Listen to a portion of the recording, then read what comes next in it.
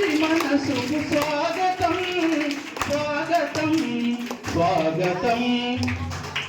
కన్న కొడుకులు తల్లిదండ్రులకు అన్నం పెట్టలేని పరిస్థితులు, అన్నదమ్ముల మధ్య గొడవలు, ఆస్తుల కోసం ఆపన్న హస్తం అందించలేనటువంటి ఆర్తనాదుల కోసం మనుషులు మనిషిగా చూడని పరిస్థితుల్లో మనిషిని అంటుకుంటే చనిపోయేటువంటి రోజుల్లో మూగ జీవాలు, ఇవి కూడా జీవులే, ఇవి కూడా ప్రాణం ఉన్నాయని ప్రతిరోజు నేను చూస్తూ ఉండేటువంటిది.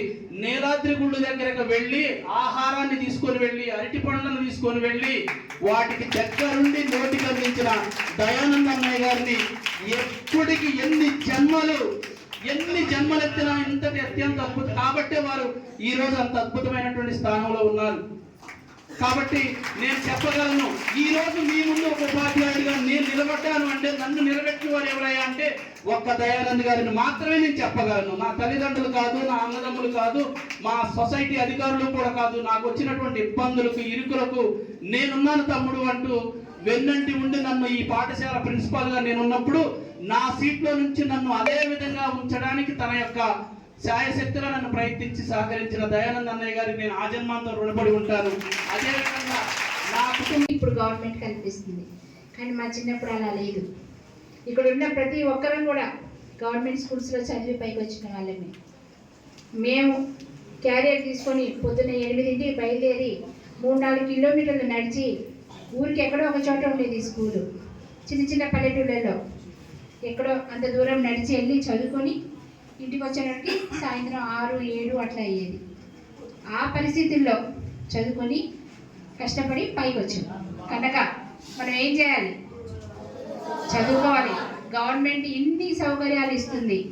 మన పేరెంట్స్ మన మీద నమ్మకంతో మనల్ని ఇంత దూరం పంపిస్తున్నారు, మా పిల్లలు చదివి పైకి రావాలి అని. అవునా కదా? గవర్నమెంట్ స్కూల్స్ హాస్టల్స్లో ఉన్నారంటే కొంచెం మధ్యతరగతి, లేకపోతే కొంచెం పేదవాళ్ళే ఉంటున్నారు. అవును కదా? మరి మన పేరెంట్స్ ఎందుకోసం పంపిస్తున్నారు?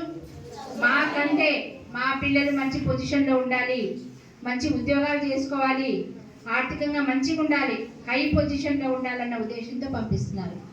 మరి మనం అలా ప్రవర్తిస్తున్నామా? అందరూ గుండెల మీద చేసుకొని ఆలోచించండి. అలా ప్రవర్తిస్తున్నామా? వేసేసుకున్నారా? ఆలోచించండి. ఇక నిజంగా చదువుతున్నామా?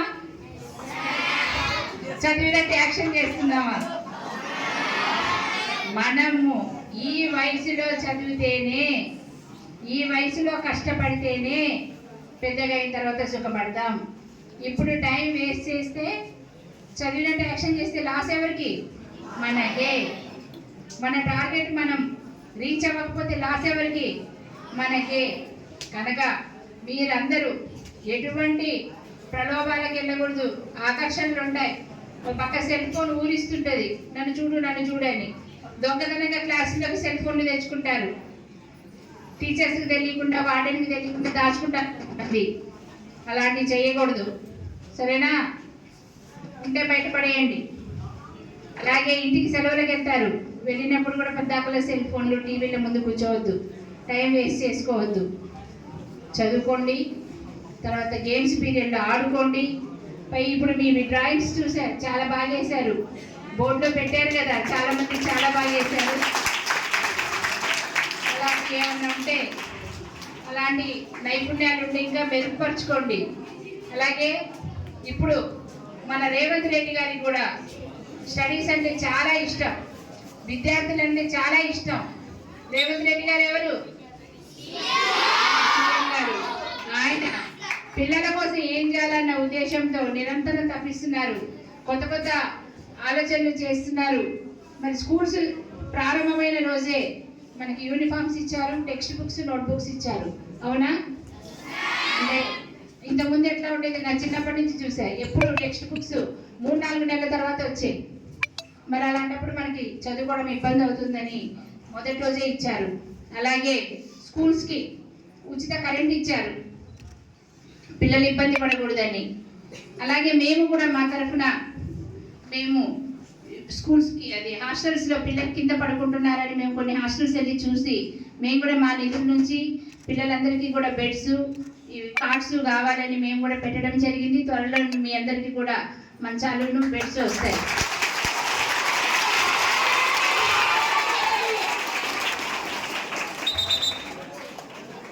అలాగే మీకు పేరెంట్స్ కమిటీ వాళ్ళు కూడా ఇప్పుడు చెప్పారు మీకు నీళ్లు సర్టిఫికేట్స్ లేవని. త్వరలోనే మేము కలెక్టర్ గారితో మాట్లాడి అవి కూడా మంజూరు చేయిస్తాము.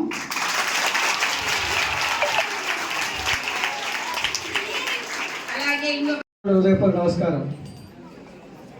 ఈరోజు మేము ఎందుకు వచ్చాం ఇక్కడికి? ఎందుకు వచ్చాం మీ హాస్టల్కి? ఎందుకు? సరే, ఓకే. ఇక్కడ అందరూ కూడా గవర్నమెంట్ స్కూల్లో చదువుకొని ఈ ప్రదేశంలోకి వచ్చిన వాళ్ళమే. అలాగే ఈరోజు గవర్నమెంట్ స్కూల్స్ అంటే మనకు కూడా చాలా మందికి చిన్న చూపు ఉన్నది, అవునా?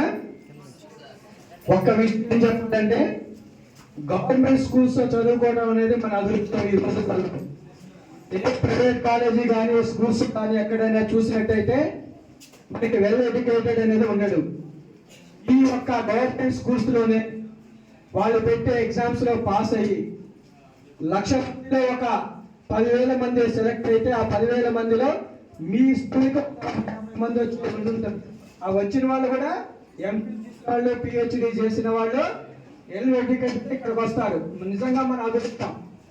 అదే ప్రైవేట్ కాలేజీలు అయితే ఎవరెవరు ఏం చెప్తారో కూడా మనకు తెలియని పరిస్థితి. కాబట్టి పిల్లలందరూ కూడా మంచిగా చదువుకొని మీ తల్లిదండ్రులందరూ కూడా మంచి పేరు తీసుకురావాలి. ఇక్కడ ఉన్న పిల్లలంతా కూడా లో క్లాస్, మిడిల్ క్లాస్ మన తల్లిదండ్రులు, అవునా? మన తల్లిదండ్రులు ఏం చేస్తారు? వ్యవసాయానికి వెళ్తారు, కూలి పనులు చేస్తారు.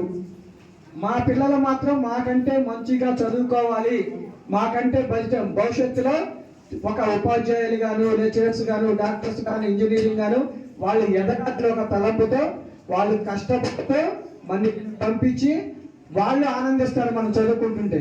కానీ ఈ రోజులలో మన హాస్టల్ కాదు, కొంతమంది పిల్లల వల్ల ఆ హాస్టల్స్ కూడా చెడిపోయే పరిస్థితి. ఉదాహరణ కొంతమంది ఉంటారు.